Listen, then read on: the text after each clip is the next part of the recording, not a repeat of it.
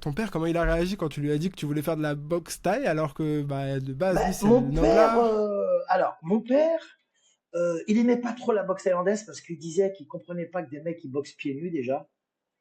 Pour lui, la boxe, c'était avec des gants et tu te colles et voilà, tu vas au charbon. Ouais. Là, il comprenait pas trop ce que c'était la boxe anglaise. Il était pas trop fan de ça, tu vois. Le karaté, bon, vite fait, vite fait. Mais lui, mon père, c'était la boxe anglaise. Le football, très moyen. En fait, non, je crois que mon père, il aimait que la boxe anglaise, il s'en foutait du reste. Mais parce qu'il connaissait pas en vérité. Parce que mon père, c'est un mec qui est né en 1930. Ah si, il était très fort en judo, mon père. Il était ceinture noire de judo. Et en plus, en Tunisie, il avait fait quelques compétitions, mais scolaires, hein, des compétitions de natation, parce que c'était des sports phares à l'époque, surtout à Tunis. Et mon père, comment il a réagi, il s'en foutait en fait. Alors, ce qui se passe, c'est que tu vas rigoler. Des fois, il y avait des potes à mon père qui venaient chez nous à manger, le couscous, tout ça. Et après, mon père, dans ma chambre, moi, il n'y avait pas beaucoup de meubles. J'aimais pas trop d'avoir des meubles parce que j'avais besoin d'espace pour m'entraîner dans ma chambre. Donc, mon père, il ramenait des gens et après, on mettait les gants. Ou alors, je te jure, c'est vrai. Et les mecs, ils savaient pas trop que mon père, c'était un bon boxeur, tu vois. Mhm. Et donc, il faisait semblant, mon père, il faisait comme ça, tu vois, il faisait, aïe, aïe. Et puis, de temps en temps, bam, un petit crochet du gauche, tu vois, les trucs. Les mecs, et je me rappelle, il y avait un pote à mon père, qui était un peu grand gueule, mais qui était gentil. Il s'appelait Jojo.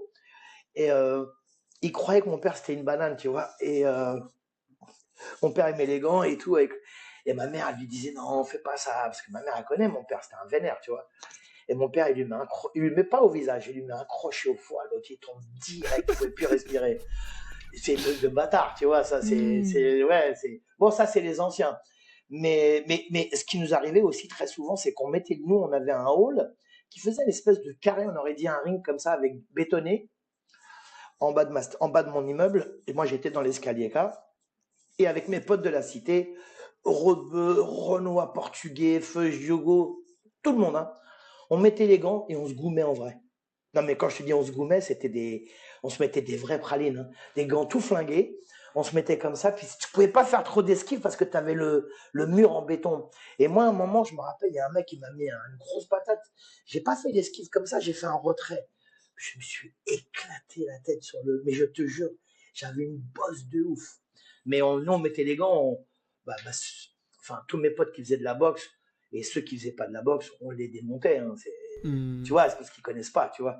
Ouais, Mais bien sûr. on se goumait en vrai, hein. On se mettait des vraies pralines, hein. Hmm. Ça Le fait MMA, peur. entre guillemets, à l'époque, quoi. Non, on mettait C'était juste les que... points. Ouais, ouais, ouais. Mais il n'y avait pas d'animosité, il n'y avait pas de méchanceté, hein. C'est Ouais. genre, il y avait un mec qui passait de la cité. Ouais, vas-y, je peux essayer, vas-y, viens, viens, mets les gants. Mais les gants, il arrivait pas, pas, pas. Après, il était là. Et puis toi, t'arrives, boum, boum, boum. Ah oui, parce que toi, tu sais boxer. Hmm. Mais c'était génial. Mais par contre, ça te forge. Parce que moi, les mecs en face, quand ils te mettaient des pralines, c'était des vraies pralines, hein. Tu vois, Hmm. donc t'es obligé de faire attention. Ouah, c'était drôle. Et alors, du coup, ton premier voyage en Thaïlande après?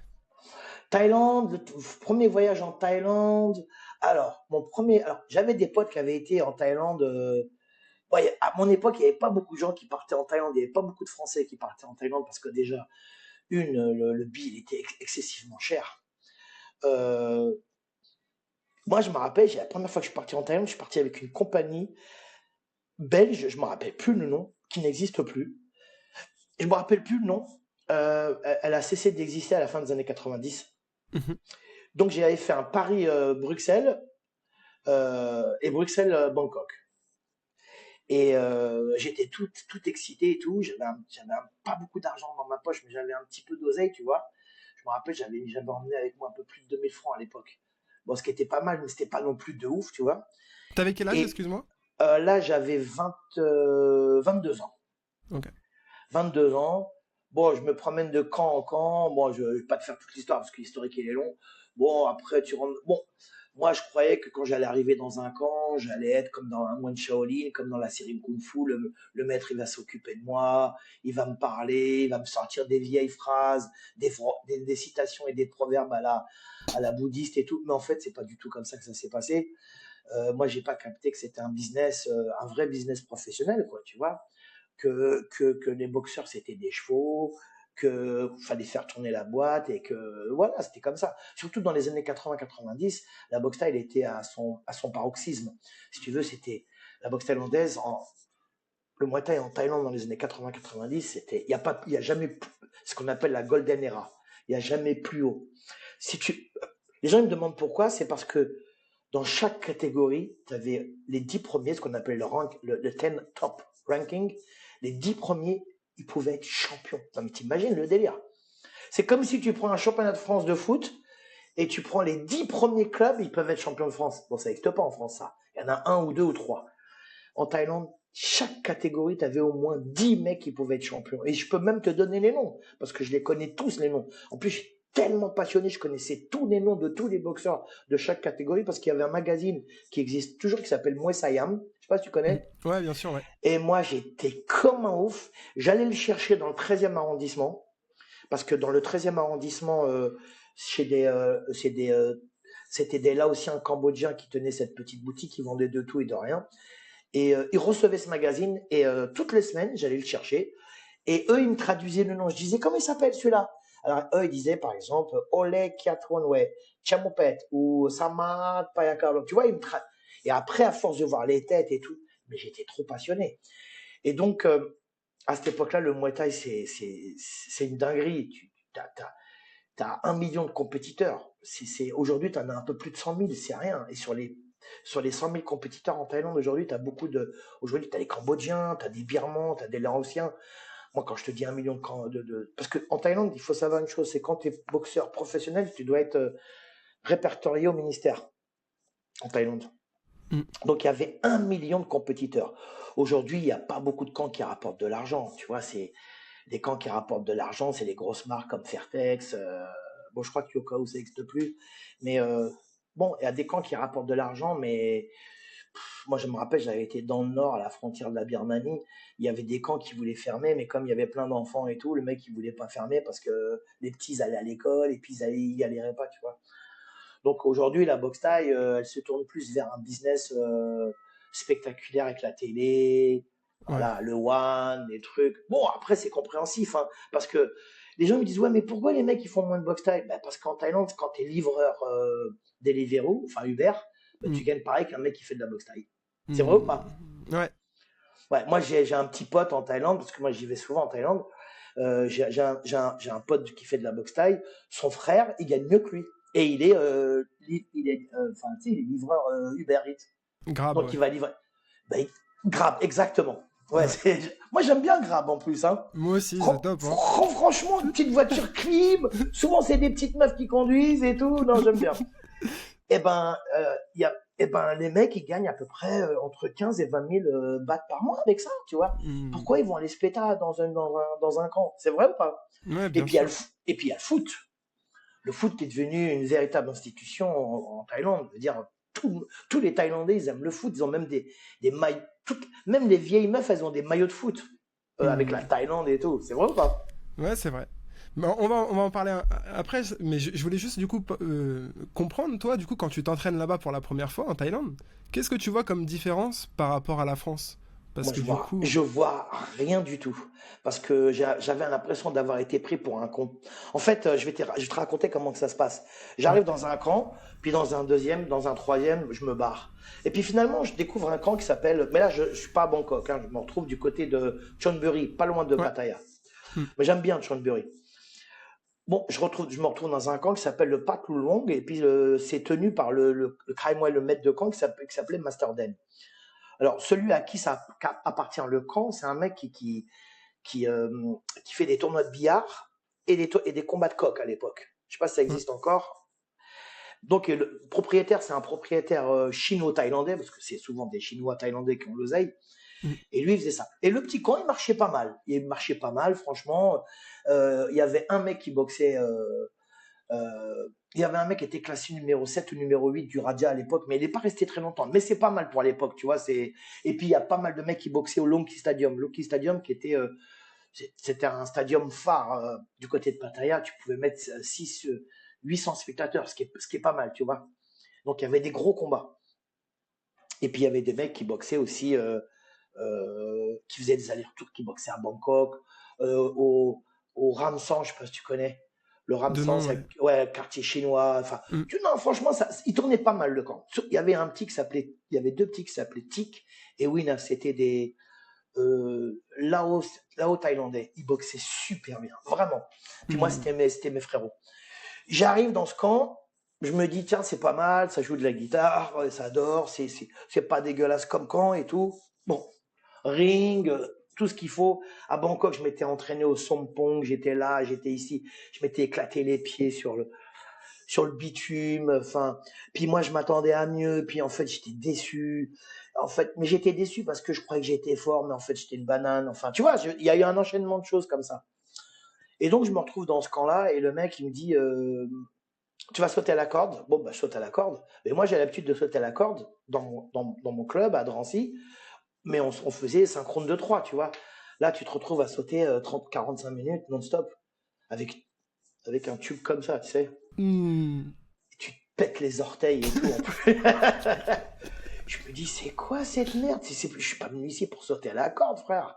Moi, je saute à la corde à Paris. Après, il me dit, tu vas faire du shadow, tu fais des allers-retours. Puis ils me regardaient, tu vois, mais vite fait, hein. Les mecs, ils me regardaient, mais vite fait. Et puis, les Thaïlandais, ils sont très moqueurs quand même, hein. Ils aiment bien se foutre de ta gueule. Mm. Moi, j'étais là, dur, un peu vénère, un peu dur et tout. Et puis, il me dit, tu vas masser les mecs. Quoi? Il me dit, tu vas masser deux mecs sur le ring. Mais je dis, ça va, je suis pas gay, moi. Tu masses. Et en fait, tu me retrouvais à masser les mecs. Puis après, à nettoyer le ring. Mais en fait, ils te testent pour savoir si t'es patient, si t'es venu pour apprendre à boxer ou si t'es venu juste pour faire 3 photos, taper au pao et te barrer, tu vois.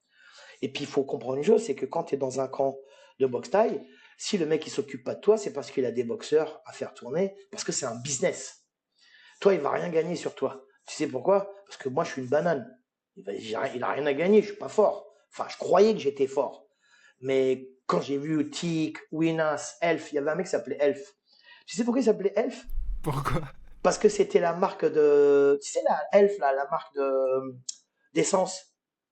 Ouais. Bah, il s'appelait comme ça et Ah. il était sponsorisé. Il était trop fort. Il me démontait encore. Il me démontait. Mais j'ai encore les photos en plus. Et quand je voyais Tik et Winas, je disais, putain, ils sont hyper forts, les mecs. Ils étaient plus jeunes que moi, ils avaient 18, 19 ans, tu vois. Et j'ai dit, t'as combien de combats? Lui me dit, je sais pas, 55, l'autre 71. Je l'ai regardé, je dis, putain, mais en fait, je suis une banane en vérité. Tu vois, en fait, je suis pas bon, quoi. Enfin, Mm. je suis pas dégueulasse, mais je suis pas ce que je pensais être, du tout. Donc, je masse et tout, je fais les trucs. Bon, je suis un peu vénère, mais en fait, ils sont gentils avec moi, donc je reviens, puis je reviens, puis je reviens. Finalement, je dors avec eux. Les moustiques, les trucs, enfin, puis les footings le matin dans les fougères. Oh, je me fais piquer partout, une galère. Mais j'accroche. Mais je m'accroche, et puis j'accroche avec eux parce qu'ils sont très gentils. Et puis le maître de camp, il est gentil avec moi. Et un jour, il me dit, et puis il y avait D, c'est celui qui tenait les paos. Il était petit et costaud. Il s'appelle D.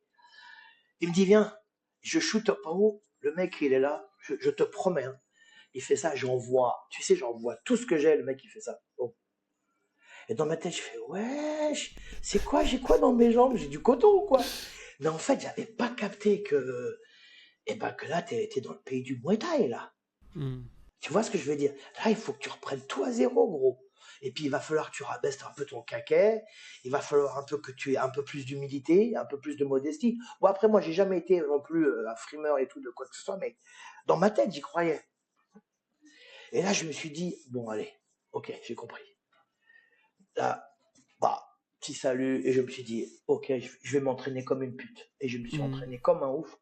Après, il me tenait les pas, il m'expliquait les mains plus à l'intérieur, travaille les mains ouvertes, ferme pas les doigts, tatati, tatata.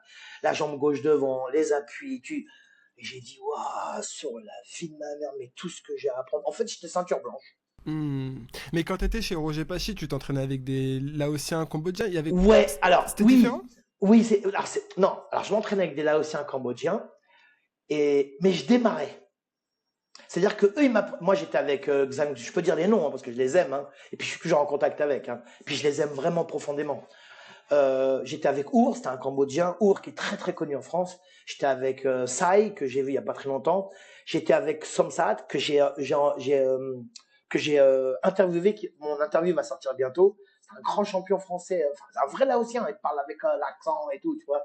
Hmm. Donc j'étais avec Somsat, Lai, Kem, Hao, Dem, avec qui j'étais encore? J'étais, puis avec Zhang Zuneban. Zhang Zuneban. J'étais tellement fan de lui qu'il me ramenait en voiture. Il me ramenait en voiture. Mais moi j'étais une fan de ouf, j'avais 14 ans. Et ben, j'avais appris des choses avec eux. Mais moi, je démarrais dans la boxe thaï. C'est pas comme si ça faisait 4, 5, 6 ans que je faisais de la boxe. Je démarrais.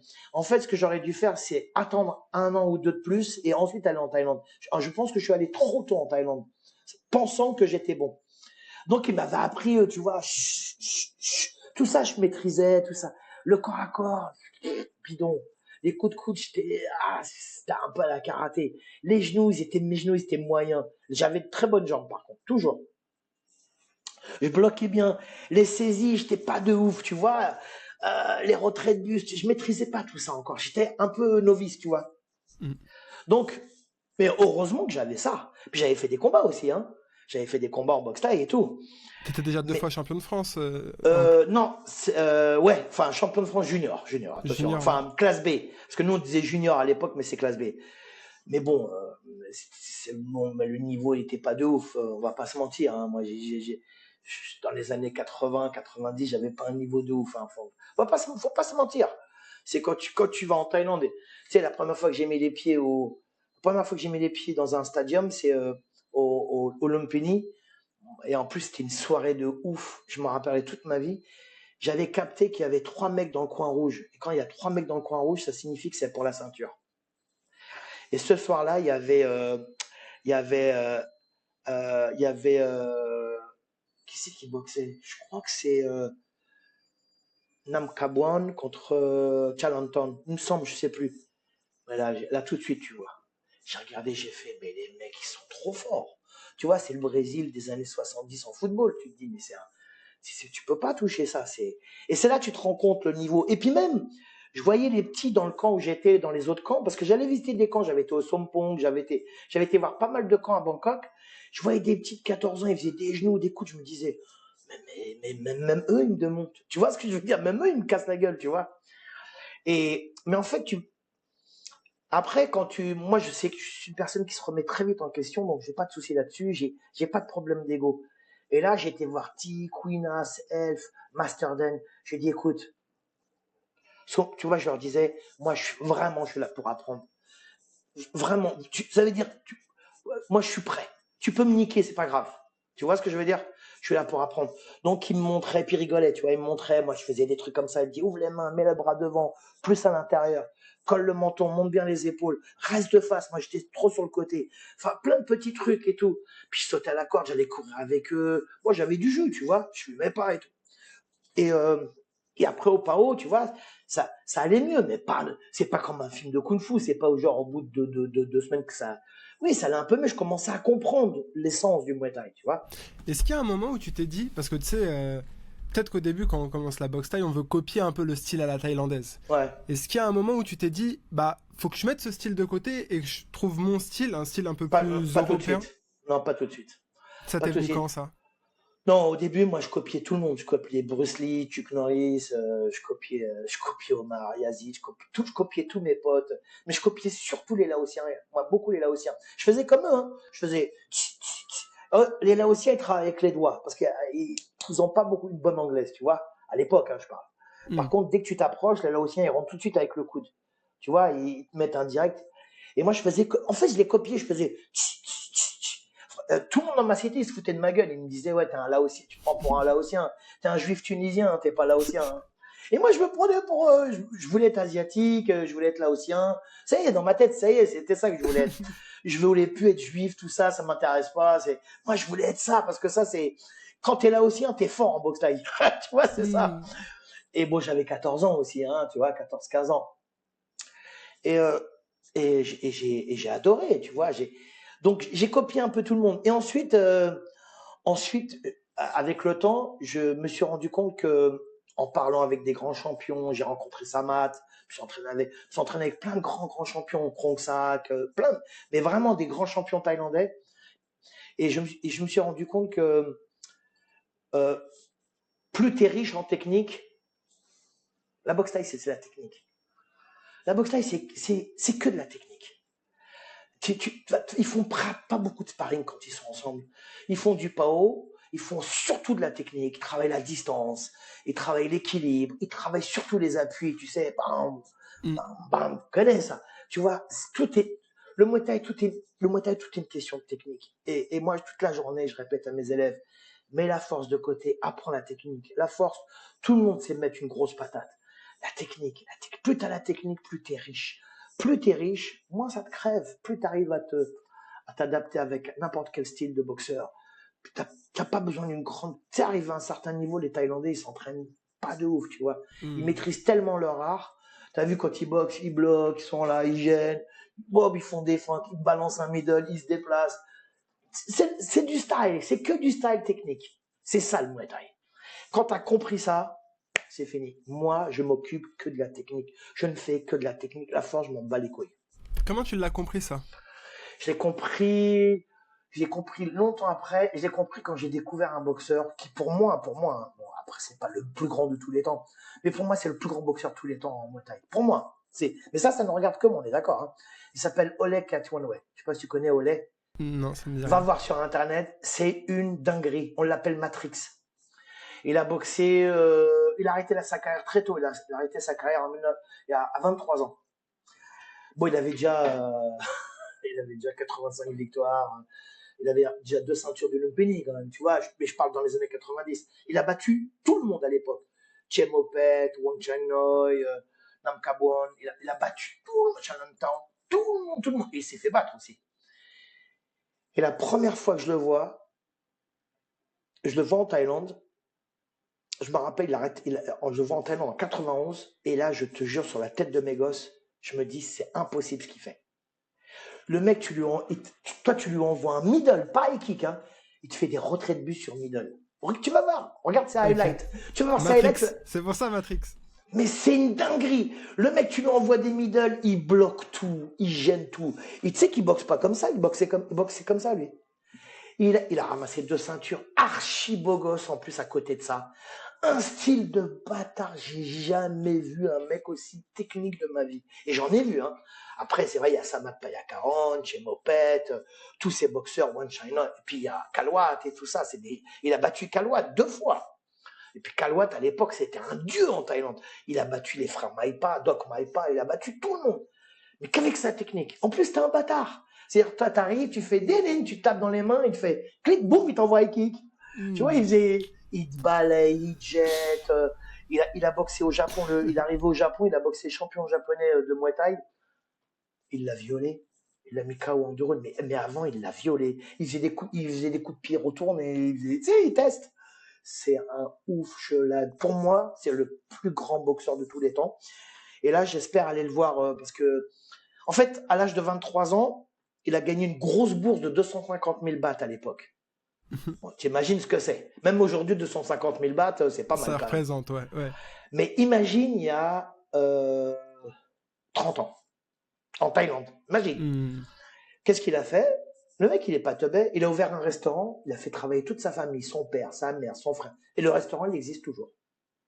À côté de ça, il y a un camp, et lui tient les pots et tout. Il a monté des boxeurs qui ont été champions du sud de la Thaïlande. Il n'est pas loin de Phuket. Mais quand même. Son camp, il est chambé, c'est tenu par un gros, mais un immense mafieux thaïlandais. Le mec, il est tellement mafieux qu'il il a acheté des terrains, il a une baraque de ouf, il a même un zoo dans sa baraque.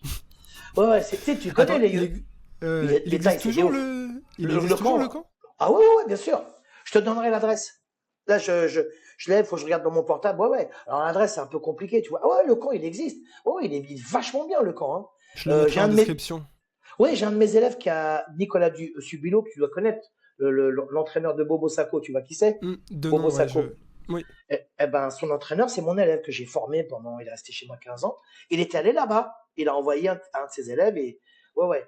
Mais laisse tomber ce mec-là, mais Ole Kiatwanwe. Ole. En thaïlandais, ça fait Ole. Hmm. Tu sais, tu me crois, Léo, si je te dis sur la tête de mes gosses qu'il y a encore 2 jours, je regardais encore de ses combats. C'est-à-dire que Ok, ça- dis-moi son combat référence pour toi. Celui que je dois regarder si je dois en moi, choisir un. mon combat référence, c'est quand il bat. Alors, le combat référence, c'est quand il bat Kalwat en Nouvelle-Zélande. Euh, Kalwat, attention, Kalwat, c'est une légende de ouf. Alors, je sais pas comment tu dis en thaïlandais, c'est Kalwat, Kalahat. Mhm. Deuxième combat de référence, c'est quand il bat Chemopet, le mec 10 ceintures de. Alors, Chemopet avait mis KO déjà au lait auparavant, donc c'était la revanche. Le match retour, frère, il fait des trucs. Olé, il fait des trucs, frère. Attention, Chemopet, c'est un vénère. Chemopet, il avance, il a une anglaise de ouf, il est vénère, c'est une star, il cogne, il est dur, il a 10 ceintures. Olé, il est là, il boxe les mains ici, il se décale, il fait des trucs.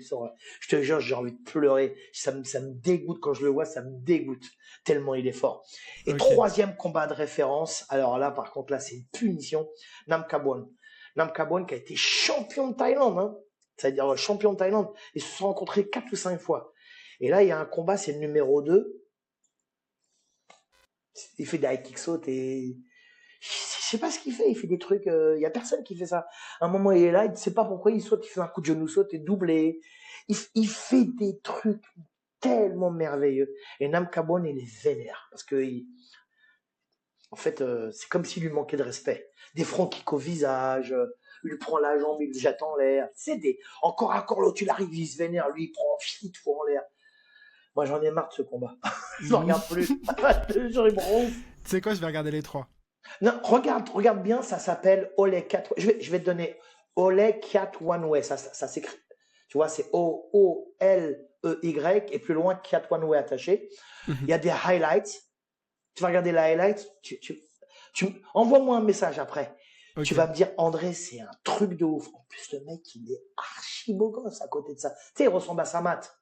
Tu sais, genre, il est là, beau gosse, tac. Il a boxé entre 52, tu sais, c'est la catégorie reine en Thaïlande. Hmm. 54, 57 kilos. Tu sais, il a fait, en Thaïlande, il n'y a pas plus, entre 52 et 57 kilos, c'est le vrai Muay Thai, tu vois. Mais lui, il a fait des trucs. Puis attention, les high kick de ouf. Il est là, il est dans les cordes avec la jambe gauche, boah, il te fait high kick. Mais c'est impossible. Il y a que dans les films de kung fu, tu vois ça. Hmm. Ah, tu me donnes envie de regarder là dès Ah, maintenant. tu vas kiffer. Tu m'envoies Ok, un ok. message, Léo, après, d'accord? Promis, t'as ma parole. Mais alors toi, du coup, quand t'as commencé à coacher, je sais que pour toi, le maître mot, c'est la technique, comme tu disais. Technique. Et la technique, ça passe par la répétition, la répétition, la La répétition. répétition. C'est ça. Mais est-ce que, et c'est une question que je voulais te poser, tu vois, est-ce que pour toi, il faut répéter, répéter, répéter sans trop réfléchir et se bourriner à ça? Ou alors il faut réfléchir, enfin il faut faire le travail un peu plus intelligemment et il y a une manière de faire intelligente dans la répétition. C'est une très très bonne question. Vraiment, c'est une très bonne question. Alors la première, c'est la boxe. Écoute, en boxe anglaise, je me rappelle, il y avait Monsieur Sam et puis d'autres grands boxeurs. J'ai eu la chance de rencontrer des grands entraîneurs de boxe anglaise. Ils disaient, tu sais, la boxe anglaise, c'est trois techniques. Et tout le reste, c'est une question d'entraînement. C'est tout. Tu vois, le Muay Thai, c'est quand même plus parce que tu as les jambes, les genoux, les coudes. Enfin, il y a plein de trucs. Mais il faut répéter. Alors, je vais t'expliquer pourquoi il faut répéter inlassablement. Mais beaucoup, beaucoup, beaucoup, beaucoup, beaucoup répéter. Parce qu'à un moment, tu vas découvrir ton véritable moi. Regarde, je vais te donner un exemple concret. Prends 2 Thaïlandais. Tous les deux, ils pèsent 52 kilos 100 grammes. Mhm. Tous les deux, ils sont numéro 1 du Raja. Tous les deux, ils sont techniques. Pourquoi ils continuent à se mettre des middle puisqu'ils sont pareils? Parce que ça va jouer à rien. Ça va être à celui qui va avoir le middle le plus intéressant et le plus intelligent. Le middle qui va être le plus spontané, le middle qui sera mieux travaillé, le middle qui sera bien anticipé, le middle qui sera rentré au moment opportun. Et pourtant, ils sont pareils. Ben, c'est ça. C'est que il faut que tu répètes, tes coups tout le temps. Et arrivé à un moment, tu vas découvrir ta boxe. Celle qui t'appartient, celle qui te correspond. La boxe de ton histoire, de ton historique, la boxe de ta culture, la boxe de ton éducation, la boxe de ton environnement, la boxe de ton cœur et de ton cul. C'est ça. La boxe, c'est ta boxe à toi. On fait exactement le même sport. Alors pourquoi des gens ils gagnent d'autres gens et pourtant ils font la même chose? C'est parce que tu dois donner, tu dois découvrir ce que tu es pour mieux boxer. Si tu copies, c'est bien de copier sur les autres. Quand tu démarres, moi je regardais les vidéos, les trucs, j'avais des centaines de cassettes VHS à la maison, tu peux même pas imaginer, hein. Mardi, Rajadhanam. Mercredi, Lumpini. Jeudi, Rajadhanam. On dit en thaïlandais, on dit Ladamnon. Hmm. Ladamnon. Vendredi, Lumpini. J'avais ça. Des fois, il y a des galas de merde. Ça va rien. Je regardais tout. Parce que et puis, je regardais les entraînements des Thaïlandais, des entraîneurs et tout. Puis, j'ai eu la chance d'aller dans plein de camps, de voir puis de connaître plein de grands maîtres. Il faut répéter, répéter, répéter, répéter. Et quand tu répètes, alors au début, il faut que tu répètes parce que tu dois maîtriser la technique. Ensuite, une fois que tu commences à bien à te familiariser avec la technique, une fois que tu commences à comprendre la technique, là tu captes la technique. Ensuite, une fois que tu as capté la technique, tu vas la balancer au bon moment. Ça veut dire que c'est une arme, ça devient une arme. Au début, tu répètes parce que tu dois apprendre. Ensuite, ça devient une arme. Ensuite, c'est pas simplement une arme, ça devient une bouée de sauvetage. Ça veut dire qu'à ce moment-là, cette technique-là, elle va te sauver. Elle va te sauver d'une attaque, d'une galère. Ensuite, plus que ça, ensuite, ça va être une arme non seulement de défense et d'attaque, mais ça va être une arme redoutable contre ton adversaire. Tu vois, c'est la même technique que tu vas développer au fur et à mesure de ton entraînement, à condition que tu t'entraînes régulièrement pour capter l'essence. L'essence du Muay Thai, c'est pas compliqué. C'est anticipation et ressenti. Quand tu boxes, il faut que tu captes le sol, il faut que tu captes tes appuis, il faut que tu captes la distance et puis il faut que tu laisses parler ton cœur. Et surtout, ton corps, ta tête, elle doit maîtriser ton corps, mais il faut que ton corps il puisse aussi être libéré. Bah, tu vois, la boxe là, c'est boum, tu vois, c'est clac, c'est ça la boxe. Mais pour ça, il faut répéter, répéter, répéter. Moi, je répète encore et encore. Moi, je répète encore et encore. Comment tu le fais? Je répète les Au appuis, sac? au Au sac, shadow? au shadow. Tu répètes, par exemple, il y a un de mes élèves, il me casse les couilles, il maîtrise toujours pas un mouvement. Il me dit, ouais, et tout. J'ai dit, moi, c'est simple. Tant que tu ne réussis pas ce mouvement-là, tu passeras pas ailleurs. Il me dit, ouais, mais c'est relou et tout. Je disais, c'est relou. Il faut bien comprendre une chose. La boxe, pour faire de la boxe, il faut accepter ce qui est relou dans la boxe pour progresser. T'as des gens, ils pensent qu'une salle de boxe, c'est comme un franc-prix. T'arrives, bon, bah, ça, je veux pas. Ça, je prends du chocolat. Non. Quand tu arrives à la boxe, les abdos, ça casse les couilles. Les pompes, ça casse les couilles. Les étirements, ça casse les couilles. Répéter ça, tout casse les couilles. Et moi, les élèves, ils veulent faire du power et de la bagarre. Bah non, je suis désolé. Faut C'était déjà apprendre à comme ça à boxer. l'époque ou pas? Les gens sont moins patients aujourd'hui? Ouais. Aujourd'hui, moi, j'appelle ça la génération Internet. T'arrives, tu sais, moi, quand j'allume mon ordinateur, il faut qu'il s'allume très vite. Quand j'ouvre une fenêtre, une deuxième fenêtre, il faut que ça aille vite. Si j'aime pas attendre. J'aime pas attendre parce qu'on nous a habitués comme ça. Bien Tu sûr. vois, voilà. Hmm. Les vidéos verticales, c'est pareil, tu vois, si on parle de Ouais, ça. on est d'accord. Et la boxe, les mecs, quand ils rentrent, les mecs et les meufs, quand ils rentrent dans la salle, moi, ils veulent ça, je veux pas, ça, je veux pas. Moi, je leur dis, écoute-moi bien, gros. Moi, dans ma salle, ça se passe comme ça. D'abord, c'est une salle privée. Si tu respectes pas la politique du club et tu respectes pas ma politique de travail, c'est pas la peine de rester. Mais moi, je le dis frontalement. C'est pas la peine de rester chez moi, je m'en bats les couilles, moi. Moi, j'ai 240 élèves ou 300, je sais pas. Je m'en fous. La boxe, c'est long. C'est très long. Très, très long. Pour former un compétiteur, il faut entre 4 et 6 ans. Juste former un compétiteur. C'est un compétiteur de base. Ensuite, il faut au moins 8-10 ans pour qu'il maîtrise bien la boxe. T'imagines comment c'est long? Moi, ça fait 50 ans cette année que je fais de la boxe. 50 piges cette année. C'est pas mal. Eh ben, quand même, je répète.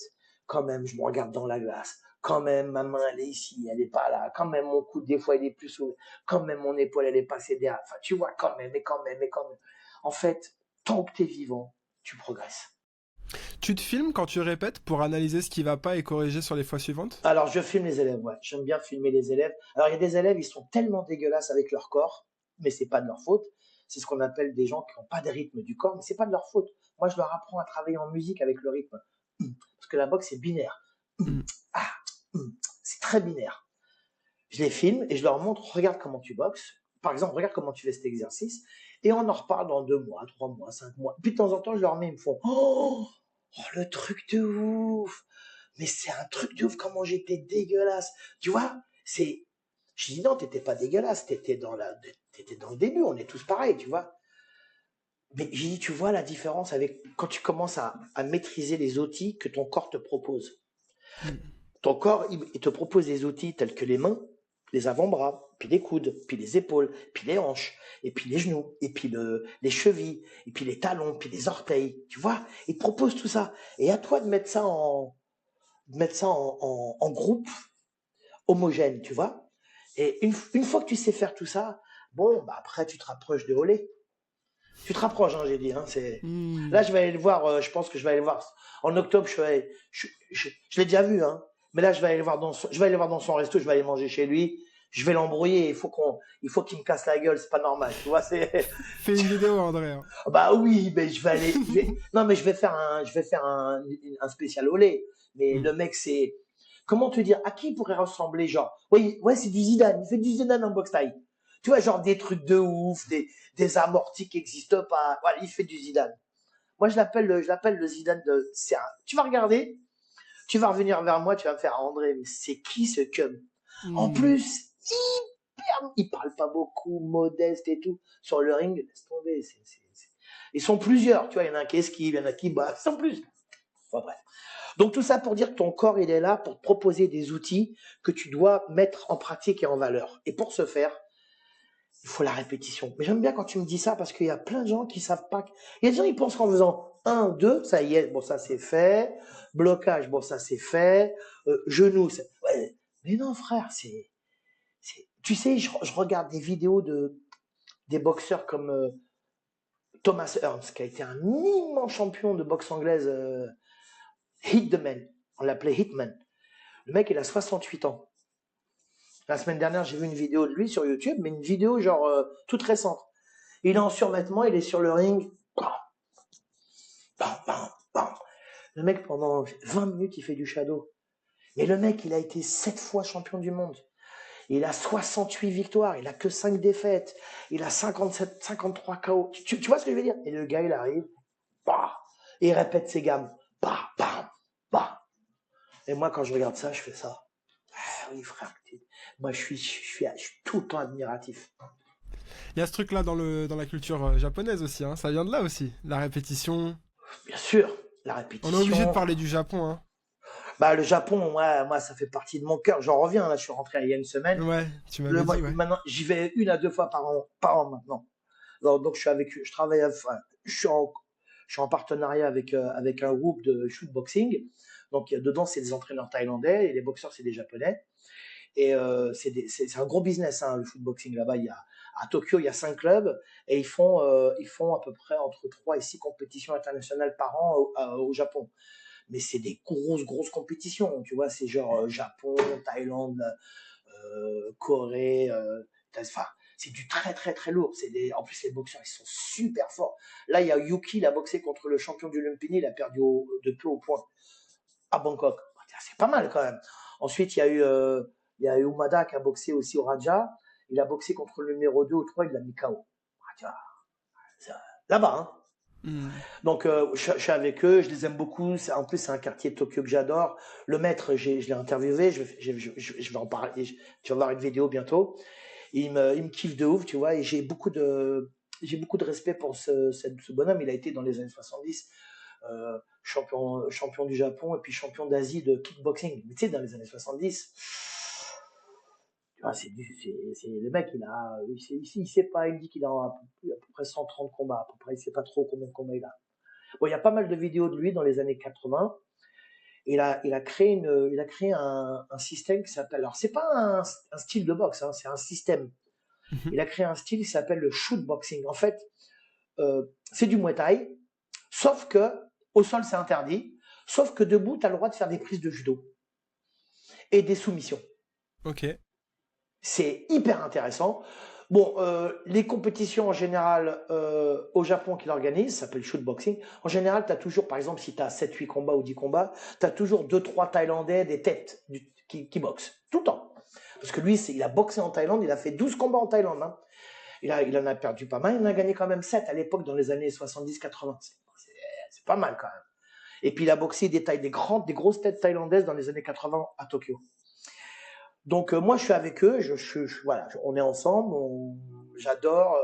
Là j'ai tenais les PAO aux petits, j'avais des petits j'ai tenu les PAO à un petit de 11-12 ans qui était champion du Japon, c'était une dinguerie le petit au PAO. En plus le mec tous les jours il me voyait, dès qu'il me voyait, il me faisait oh sensei, je sais pas ce qu'il me disait il me disait un truc chelou. Et moi j'arrivais, je fais non c'est pas comme ça que ça se passe chez moi. Je dis viens voir, je te montre. Moi c'est viens, tu fais un câlin à André. Tu sais, je faisais un câlin. Il est trop mignon en plus. Il s'appelle Junki. Hyper fort. Mais je te jure, tu sais, à la japonaise, dur.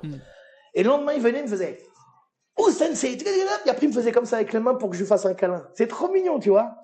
Bon, la salle, elle est magnifique. Les mecs, c'est des vraies têtes. Des vrais. Il y a 3 entraîneurs thaïlandais, dont un, c'est l'ancien entraîneur de Boakao. Tu vois le délire.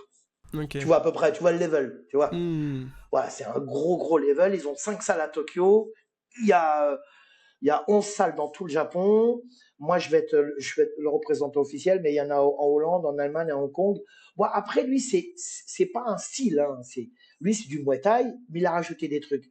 Et puis, il faut bien comprendre une chose, c'est que je pense que le shoot boxing aujourd'hui, c'est la Japanese boxing. Comme tu dis, le Muay Thai, les Japonais ont trouvé leur style, ça y est. Entre le K1, la boxe Thai, le kickboxing, le shootboxing, la boxe anglaise, le karaté, ils ont fait un mix.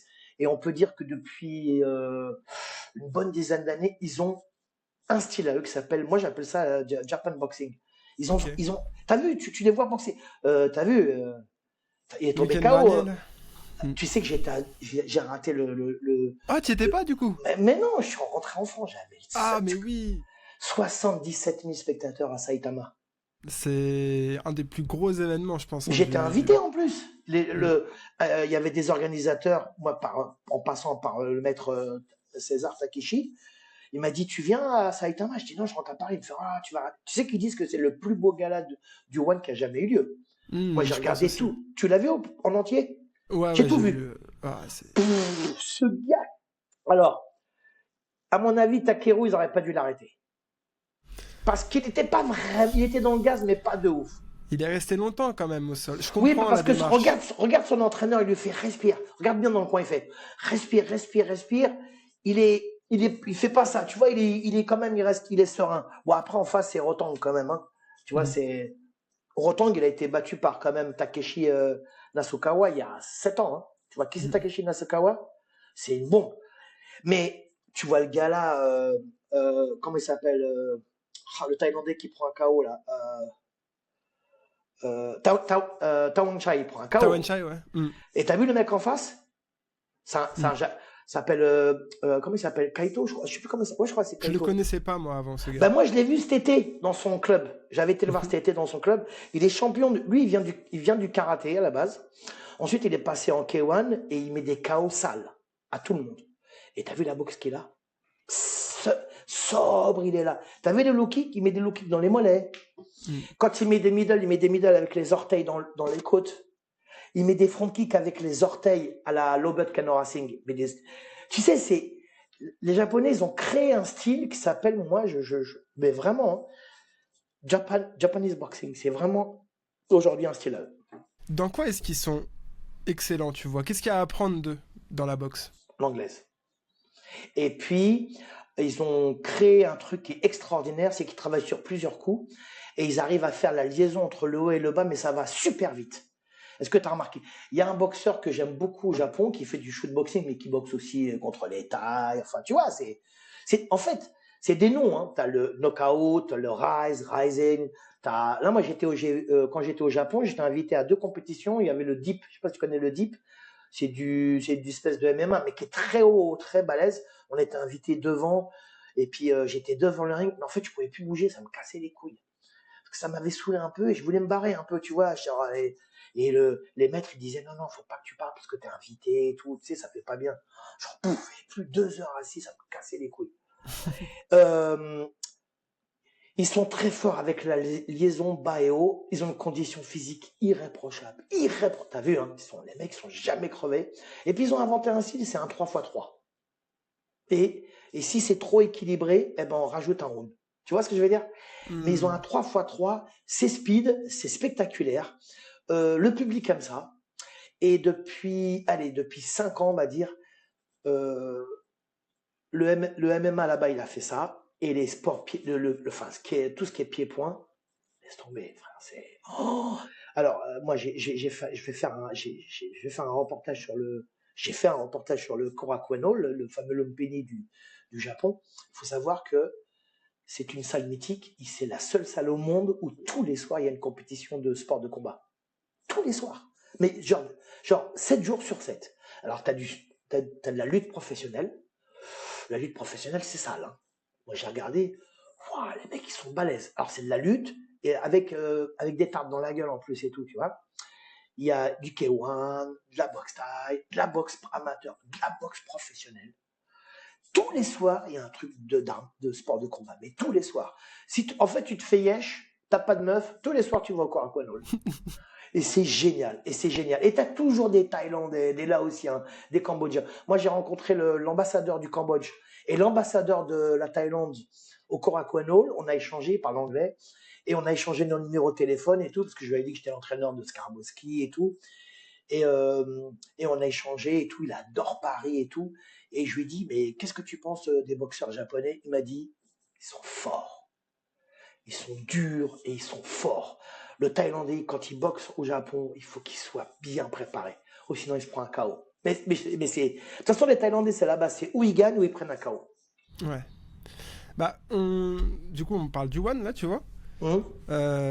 Toi, t'en penses quoi des mitaines dans le Muay Thai? Parce que du coup, ça favorise la boxe l'anglaise, tu vois, comme tu disais. Ouais, mais pourtant, regarde, Rotang, il bat tout le monde. Hein.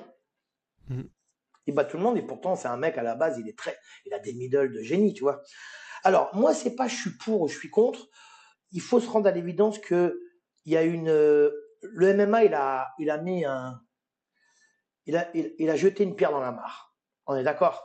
Mhm.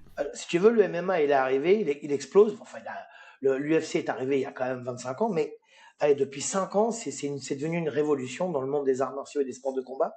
Donc, il a fallu que la boxe thaï, elle s'adapte. Tu sais, quand tu restes trop longtemps sur tes acquis, c'est un peu comme les taxis parisiens. Pendant 50 ans, 70 ans, ça a été la mafia des taxis. Et puis un jour, il y a eu Uber qui est arrivé et qui a tout chamboulé. Ben, le MMA, il a tout chamboulé. Donc, est-ce qu'il y a du bon, est-ce qu'il y a du mauvais? Moi, je raisonne pas dans cette manière.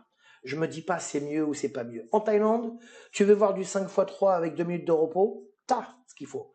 T'as Channel 7 qui, pour moi, c'est. D'ailleurs, je pars cet été en Thaïlande. J'y vais 3 fois en Thaïlande parce que je suis en train de monter un camp.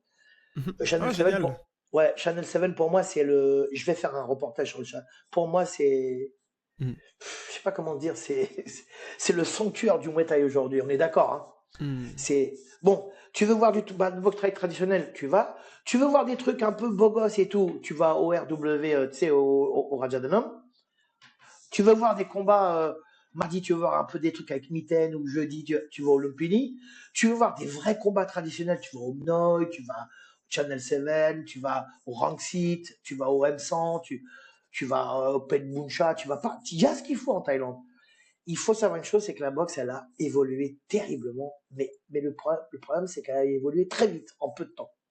Donc, tu aimes pas. Moi, je raisonne pas comme ça. Je me dis, j'ai envie de voir du Muay Thai, genre, avec des Thaïlandais qui gueulent et qui font et tout ce que. Je vais là où il faut aller. Il y a ce qu'il faut. J'ai envie de voir des trucs un peu spectaculaires et tout. Bah, il y a le One, tu vois. Il y a, il y a le Thai Fight. Puis t'as aussi le Karchwek avec les bandes. Il y a la boxe birmane. Et puis t'as les rencontres laotiennes, cambodgiennes, thaïlandaises. Il y a ce qu'il faut. T'as le choix aujourd'hui, tu vois. Tu penses que cette évolution, elle est que due au MMA? Parce que je voulais te demander, c'est quoi l'impact des paris sportifs dans cette évolution-là? Alors, il y a un magnifique documentaire sur Samad Payakaran qui, pour moi, représente, c'est la quintessence du Muay Thai thaïlandais, Mm. Samat Payakor, tu vois qui c'est? Ouais, bien sûr. Pour moi, j'ai eu la chance de le rencontrer, de le connaître. Je me suis même entraîné. Oui, ouais, je me suis entraîné avec lui dans les années 90. C'était un bonheur. Le mec, c'est un génie du Muay Thai. Mm. Et puis il est respecté en Thaïlande, c'est un truc, hein, c'est vrai ou pas? Mm. Bon, Samat, c'est Samat, chanteur, acteur, danseur, publicité, il sait tout faire. Et là, il y a j'invite tes auditeurs à aller voir ce documentaire parce qu'il est sous-titré en anglais.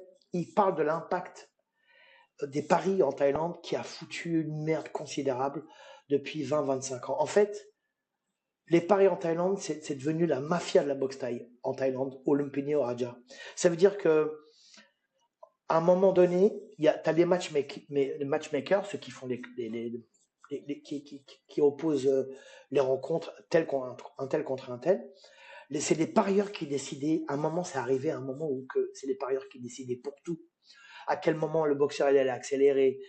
Il fallait attendre le premier round, la fin du premier round, que tout le monde ait parié. T'as vu, ils sont là, bam, boum, bing.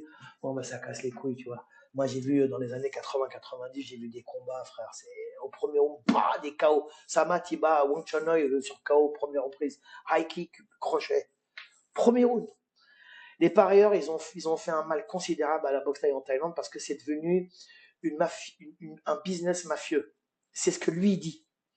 Et alors, il y a toujours eu des parieurs. Tu vois, par exemple, Channel 7, c'est interdit, mais il y en a quand même un peu en loose day. Mais ils cassent pas les couilles, tu vois. Ensuite, tu vas au Rangsit, au Mnoy, tout ça. Mais c'est pas violent, tu vois. Ça fait partie du game, c'est charmant même. Lumpini Raja, franchement, c'était super relou. Alors, moi, je me rappelle, je les regardais comme ça, je disais, waouh, chambé et tout, mais je savais pas le mal qu'ils faisaient, quoi.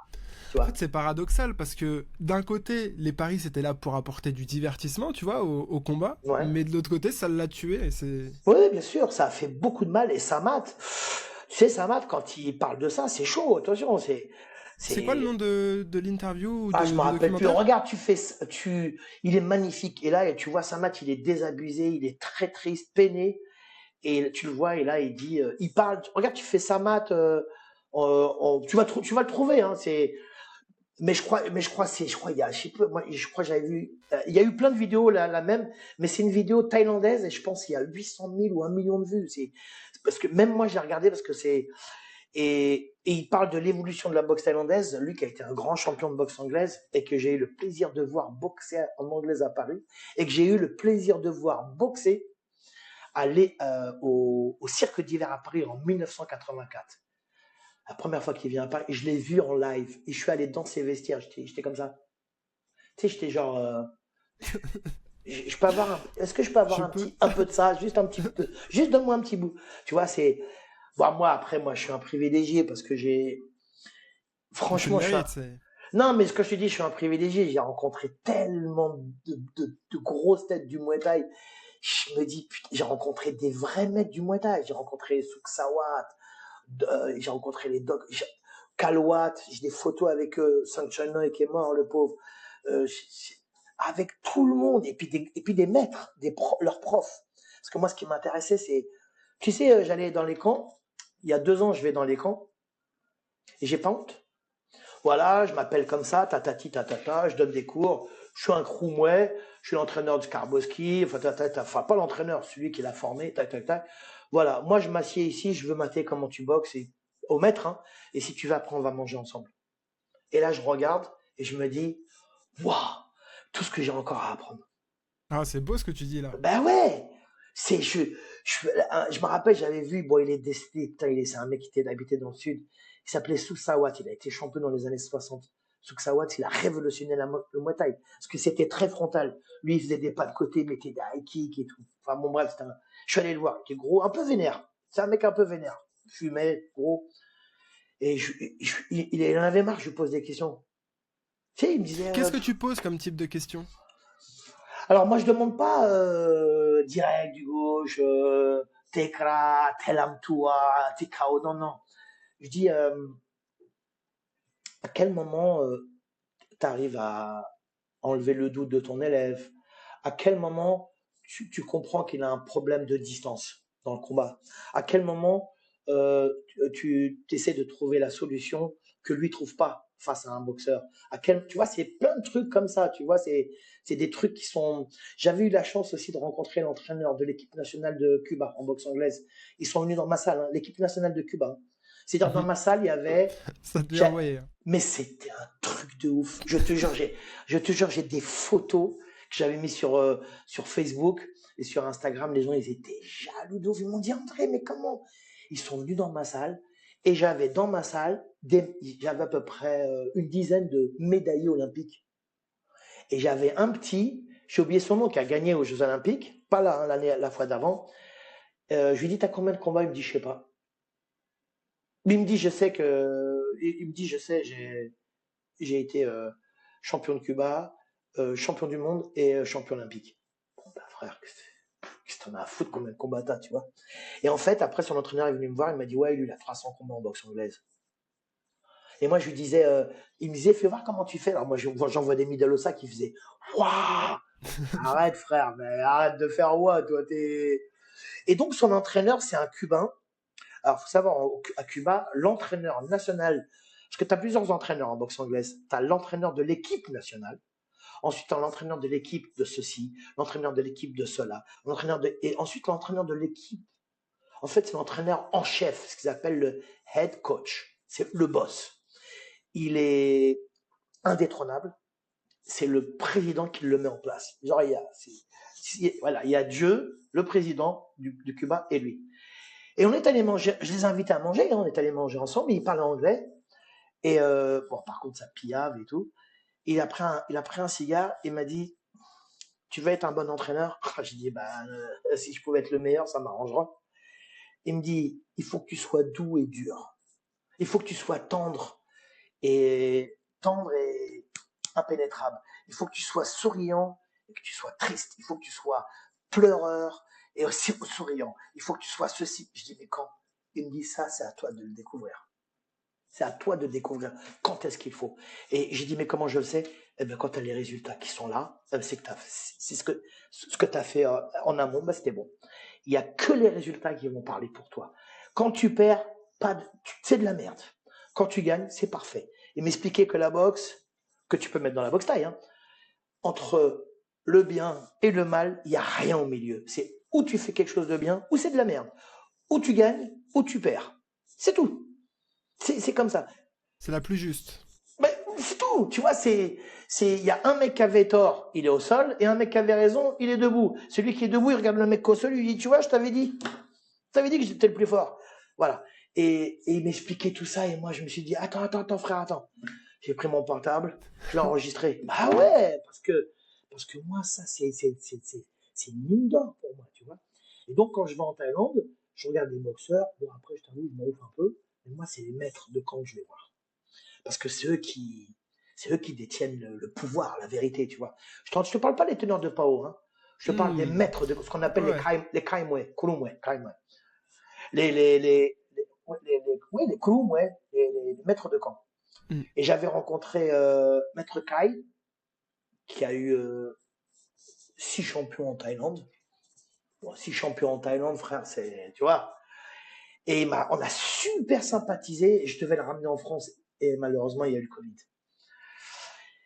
Et malheureusement, voilà. Et il m'a appris plein. Je te parle de ça il n'y a pas super longtemps, hein, il y a 6, 7 ans. Il m'a appris un truc, vraiment incalculable de choses par rapport aux appuis, par rapport à se positionner dans le ring, par rapport à apprendre à comprendre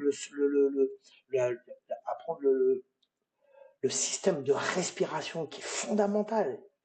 Et c'est tous ces trucs-là, tu le sais, mais quand un mec qui t'explique par A plus B qu'il y a ça, ça, ça, tu te dis, mais ouais, mais merde, mais ouais, mais merde, putain, mais oui, tu vois. Et moi, lui, puis il y a plein de mecs qui m'ont appris plein de choses. Et j'apprends encore. Là, j'étais au Japon, il y a Takeshi César. Tous les soirs, on sort, il m'invite à manger ici et tout. Il parle pas beaucoup. Et à chaque fois, il me disait, tu sais ce que c'est un bon boxeur? J'ai dit quoi? Il me dit, c'est pas simplement un mec qui gagne. Un bon boxeur, c'est celui qui perd et qui sait que les prochains combats, ce seront des victoires. Il me dit, ça, c'est un vrai boxeur. Toi, c'est des trucs comme ça. Bah, moi, ça me parle direct, ça, tu vois. Hmm. Pour moi, c'est toi, c'est des trucs à gagner. Ou alors, il me disait, il m'a dit la semaine dernière, il m'a sorti un truc qui était magnifique. Il m'a dit, la boxe, c'est une arme pour faire mal, mais c'est aussi une arme de bonheur. Tu vois? Hmm. Tu vois, des trucs comme ça. Moi, j'adore. Hmm. Moi, ça Ah me bah, parle. moi aussi, moi je prends comme du pain, tu vois. Oui, c'est C'est- ça. Moi, ça me parle. Bon, après, moi aussi, je sors des trucs chelous. Genre, Non, c'est pas à la, chelou, c'est... à la salle, moi, je sors des trucs philosophiques tout le temps. Tu vois, je leur dis plein de trucs philosophiques tout le temps, tout le temps, tout le temps. Je répète ce que dit Confucius. Moi, j'ai des maîtres. Il y a Confucius. Chez les Asiates, moi, c'est Confucius. Il y a Musashi au Japon. Tu sais, La Pierre et le Sabre. Tu l'as lu, La Pierre et le Sabre? Non, Je t'invite à lire ça et La Parfaite Lumière. Tu vas péter un câble. Tu vas me faire, ok. mais où il m'a envoyé André. Par contre, attention, une fois que tu as lu, ce genre de bouquin, tu le lis tous les ans après. Moi, ça fait 30 ans que je le lis tous les ans. C'est une dinguerie. C'est la Bible, le Coran, la Torah, c'est tout en même temps dans un livre. T'as tout La pierre et le dedans. sabre. La pierre et le sable, c'est pas une dinguerie, c'est un bijou incommensurable.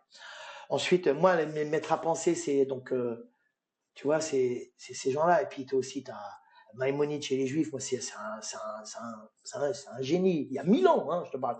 Il a laissé des écrits extraordinaires. C'est des trucs qui te parlent encore aujourd'hui. Et puis t'as l'entraîneur de Gus D'Amato, comment on appelle ça, de Tyson, Gus D'Amato. Moi, je kiffe ma race. Tu Hmm. vois, le mec, il te sort des phrases de ouf, il t'entraîne il t'explique pourquoi il faut travailler au corps. Tout le monde tape au visage, lui, il t'explique pourquoi il faut travailler au corps. Parce que quand tu travailles au corps, eh ben, le visage, il est ouvert ensuite. Tu vois, plein de trucs comme ça, tu vois, oh, mais moi, tout ça, c'est des maîtres à penser pour moi, tu vois, t'as plein de maîtres comme ça, tu vois. Je suis trop fan, trop fan. Qu'est-ce que t'aimerais que... Parce que tu vois, la génération des combattants actuels, bon, c'est des combattants qui sont différents du coup de ceux de Hum, l'époque, Bien sûr. et qui vont forcément coacher à un moment donné. Hum. Qu'est-ce que t'aimerais qui garde, tu vois, dans ce que toi t'as appris, dans ce que t'as enseigné pendant, je sais pas, 40 ans, je sais pas combien, mais des Ils, années, appre- tu vois, des ils dizaines d'années. apprennent ils apprennent aux gens la patience. En fait, le plaisir d'apprendre, aimer apprendre. C'est-à-dire que moi, à la salle, si tu aimes apprendre, je t'apprends. Si tu me casses les couilles à être pressé, ça me casse les couilles. Je te le dis franchement, ça m'horripile, ça me fait pas kiffer, tu vois. Prends le plaisir d'apprendre. Moi, là, je vais partir en Thaïlande en octobre et en décembre. Là, je vais partir en Thaïlande parce que j'ai un business à monter. Et encore une fois, je vais aller dans les trucs, je vais aller voir des camps, je vais appeler mon pote Serge Trefeux, tu vois, que tu dois connaître. Hmm. Il va me donner encore des adresses de camps, je vais aller mater, je vais faire, excusez-moi, mais ça, je m'en ouf. Moi, je veux parler avec lui. Je vais aller voir lui, il va m'expliquer ça, et pourquoi comme ça, et pourquoi tu rends plus le coup d'un temps, pourquoi toi tu préfères plus de mettre de côté, pourquoi. Moi, c'est ça qui m'intéresse. Le plaisir, aimer apprendre. Quand tu aimes apprendre, tu progresses hyper vite. Quand tu casses les couilles, tu progresses pas. Bah, d'ailleurs, souvent, il y en a qui me disent, je leur dis, ne restez pas dans votre box, écoutez ce que je vous dis, parce que si vous restez dans votre box, vous n'allez pas progresser. Et ensuite, vous allez me casser les couilles. Et il me casse les couilles s'il m'après. Ouais, salut André, écoute, j'ai l'impression de pas progresser, je crois que je vais arrêter. Bah ouais, arrête, arrête, c'est pas grave. Parce que le mec, il reste dans sa box. Il te dit oui, je t'écoute, mais il continue à faire de la merde. Donc il progresse pas. Et surtout, aimer apprendre. C'est-à-dire, quand tu arrives à la salle, tu sais que tu vas peut-être apprendre un truc aujourd'hui ou pas. C'est pas très grave. Mais tu es là pour apprendre. Tu t'entraînes à être meilleur. C'est ça le but de la boxe. Le but de la boxe, c'est, moi j'ai 60 piges, je vais pas aller me battre. Tu vois? Moi, le but de ma boxe, c'est, le jour où je vais mourir, je vais me dire, je vais faire une petite introspection, une petite rétrospective de ma vie. Je vais me faire, bon, là c'était pourri, c'était bien, là c'était bien, là c'était bien. Et là, j'arrive à la fin, je vais me faire, ah, quand même, ah, j'ai kiffé la technique. Tu vois, c'est ça que je veux me dire. Voilà, c'est ça. Comme il dit mon maître Fujiwara, il me dit bien vivre pour bien mourir, mourir heureux. Donc prenez le temps, quand tu enseignes quelque chose, il faut que tu dises à ton élève qu'il doit prendre son temps. Sois patient, ne sois pas impatient. Alors c'est bien d'être impatient, parce que tu as la dalle, mais c'est une dalle qui est mal orientée, tu vois. Il faut avoir la dalle avec patience. Tu vois, moi, Skarbowski, Si je te dis les entraînements que je lui ai fait, tu pleures, tu me croirais pas. De toute façon, les gens ne me croient pas quand je dis que ce que j'ai fait à Jeannot, à Johan Fauveau aussi, puis à Le Banner. Le Banner, moi, il voulait même plus parler à un moment. Parce que, mais frère, je faisais des entraînements, je suis un nazi, moi. J'étais un. T'étais dur, mais pas doux. Comme, Ah, mais moi, j'étais un enculé, mais un vrai. Moi, je faisais. Dans ma tête, j'avais un programme, tu fais le programme. Des fois, j'allais loin, tu vois. Et en fait, je te pousse, je te pousse, je te pousse, je te pousse, je te pousse. Et je me dis, bon, bah, s'il perd, c'est parce que le mec, il est plus fort, point barre. Y a pas C'était de... quoi ta limite? Non, pas trop. Non, t'avais pas. C'était quoi Non, moi, le moment où tu te disais. non, des mecs qui vomissaient, moi, après, ils revenaient et tout, ils allaient vomir, ils revenaient. Non, j'avais pas de limite. Non, Ok. non tu vois, Jeannot, Skarbowski, lui, ça a été un laboratoire pour moi. J'ai fait des tests sur lui. Je te jure. C'est comme une souris que tu fais des tests dessus. J'ai fait des tests sur lui, mais mes frères, mais il allait vomir. Et Johan Fauveau aussi. Wow. Tu veux que je te raconte une anecdote avec Johan Fauveau? Il y a mon neveu qui est là, qui fait de la boxe avec moi. Il s'appelle David. Il est très proche de Johan Fauveau. Ils sont très poteaux. J'ai regardé, je fais, viens voir Johan. Il prépare un combat hyper dur contre Kapapet, un Thaïlandais, et en direct sur Canal+. Tu vas me faire 1000 middle au sac aujourd'hui, non-stop. Il me regarde, il me fait non, mais quand tu dis 1000, j'ai dit écoute-moi bien, tu vas me faire 1000 middle au sac. J'en ai rien, avec la même jambe, bien sûr, hein. Tu changes pas de jambe. Je m'en fous comment tu les fais, tu me mets 2 heures, tu me mets 20 minutes, tu me fais 1000 middle. Il fait les 1000, et puis je lui dis bah rajoute encore. Il en a fait 1540. Ensuite, il est tombé par terre, parce qu'il tenait plus sa jambe, et il est parti vomir. Puis après, il est revenu. Puis il m'a dit t'es un ouf. Puis après, après, il a boxé Kapapet. Puis il a gagné devant 4000 personnes.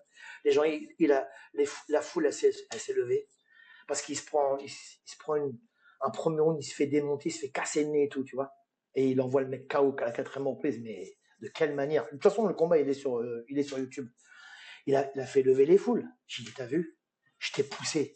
Parce que lui, il t'a poussé de ouf. Si moi, je t'avais pas poussé dans des endroits que tu connais pas, je l'ai envoyé dans des... J'envoie des fois les boxeurs dans des terrains, tu sais, terrains minés, on sait pas, c'est des no man's land. Il n'y a pas d'habitants, tu sais, on sait pas trop. Mais même moi, je sais pas ce qu'il y a, alors on y va sur la pointe des pieds.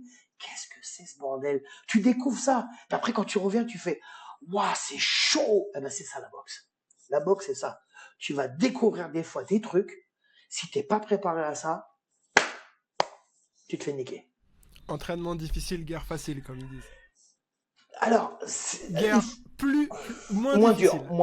Mais moins difficile. En fait, moi, je me suis rendu compte qu'un boxeur, plus il a de l'expérience, il n'a pas besoin de s'entraîner comme un ouf ensuite. Il doit juste répéter ses gammes. Regarde Sunshine. Tu le vois s'entraîner? T'as vu s'entraîner? Tu sais, quand il fait des trucs tu le vois boxer, c'est pareil, il fait la même chose. Tout en fluidité, tu vois ce que je veux dire?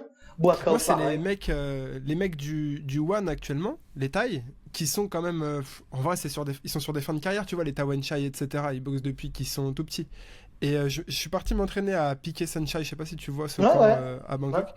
Et j'y suis resté peut-être une semaine, tu vois, j'y allais une fois par jour. Et en fait, je les voyais faire limite que de la prépa physique, en fait. C'était que de la prépa physique, et les mecs, ils ont déjà la technique, tu vois. Bah oui. Tu sais, au bout de 3 ans, écoute, moi, c'est ça que j'aime bien dans la boxe thaï. Le Muay Thai, une fois alors, je te parle pour des gens qui s'entraînent régulièrement. Hein. On parle pas pour des traînes savates, hein, des mecs qui s'entraînent régulièrement. La boxe thaïlandaise, une fois que tu as les bases, tu as 3 ans de base. Moi, je dis 3 ans. Alors, tu as des gens, ils ont plus de facilité, puis il y en a d'autres qui ont moins de facilité. Entre 3 et 5 ans, tu as la base. Une fois que tu as la base, qu'est-ce qu'il te reste à faire? Bah, travaille dessus. Travailler. Comme on en revient à ce que je te disais au début. Tu répètes, et à un moment, tu vas découvrir ta boxe. Moi, ma boxe, moi, je sais, moi, j'aime les jambes. J'adore les jambes. En corps à corps, j'adore un truc, c'est projeter. Je sais à quel moment je vais te projeter. Ça, c'est ma spécialité. Et bon, je ne veux pas me vanter, j'ai un très très bon PAM. On dit PAM en thaïlandais. J'ai un super bon corps à corps parce que je me suis fait démonter par le meilleur. J'ai eu la chance de m'entraîner avec un mec qui s'appelait à l'époque Rajasak Sovorapin. Rajasak, il a été 3 fois champion de Thaïlande et on l'appelait l'araignée. Laisse tomber en corps à corps. Il m'a violé, je te jure, sur la tête de mes gosses. Et en plus, les Thaïlandais, ils étaient assis sur un banc, ils se foutaient de ma gueule, ils faisaient « Oh ouais !» ils rigolaient. C'est des enculés, les Thaïlandais, des fois, c'est vrai. Hein.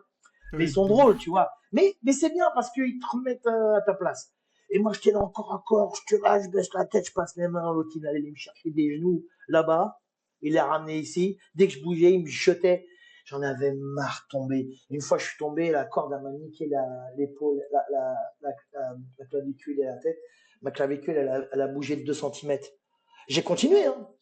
Et lui, il était là, oh, il rigolait et tout. Après, il me faisait, oh, sorry, my friend, sorry. Je dis, enculé, sorry, ouais, t'es en train de me. Mais en fait, trop fort. Ensuite, il est venu à Paris, on était ensemble en 99. Mais laisse tomber. Et il m'a expliqué. Après, il me disait, mais tout ce que tu fais, on sait.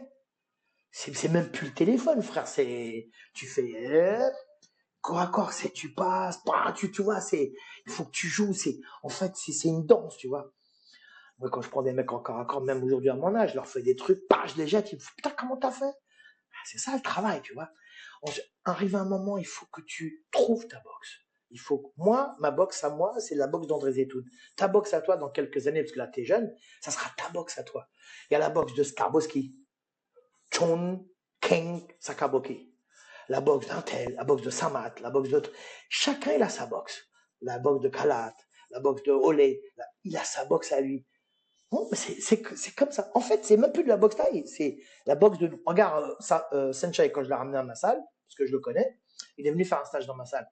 Je lui ai dit, tu fais pas de la boxe taille, tu fais du Senchai boxing. Style. Il m'a dit ça. Oui, c'est ça, il m'a dit Senchai style. Mais c'est vrai, parce qu'il fait des trucs chelous, tu vois.